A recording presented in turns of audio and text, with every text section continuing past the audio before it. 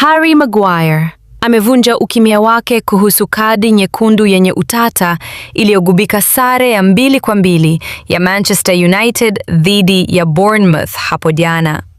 Mlinzi huyo kutoka Uingereza alitolewa nje kwa kosa dhidi ya Evanilson, uamuzi uliomwacha mchezaji huyo na meneja wa muda Michael Carrick wakiwa na ghadhabu kutokana na kile walichokiona kama ukosefu wa usawa katika uamuzi wa marefa.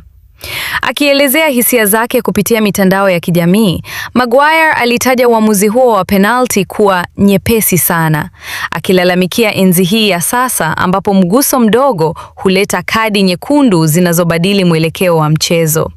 Alisisitiza kuwa uamuzi wa pande zote mbili unapaswa kuwa na matokeo sawa, akirejelea tukio la Amad Diallo kunyimwa penalti mapema katika mchezo huo.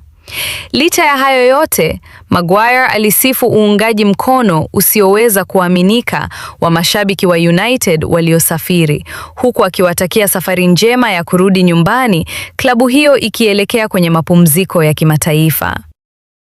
Harry Maguire amevunja ukimya wake kuhusu kadi nyekundu yenye utata iliyogubika sare ya 2-2 ya Manchester United dhidi ya Bournemouth hapo jana. Mlinzi huyo kutoka Uingereza alitolewa nje kwa kosa dhidi ya Evanilson, uamuzi uliomwacha mchezaji huyo na meneja wa muda Michael Carrick wakiwa na ghadhabu kutokana na kile walichokiona kama ukosefu wa usawa katika uamuzi wa marefa. Akielezea hisia zake kupitia mitandao ya kijamii, Maguire alitaja uamuzi huo wa penalti kuwa nyepesi sana, akilalamikia enzi hii ya sasa ambapo mguso mdogo huleta kadi nyekundu zinazobadili mwelekeo wa mchezo. Alisisitiza kuwa uamuzi wa pande zote mbili unapaswa kuwa na matokeo sawa, akirejelea tukio la Amad Diallo kunyimwa penalti mapema katika mchezo huo.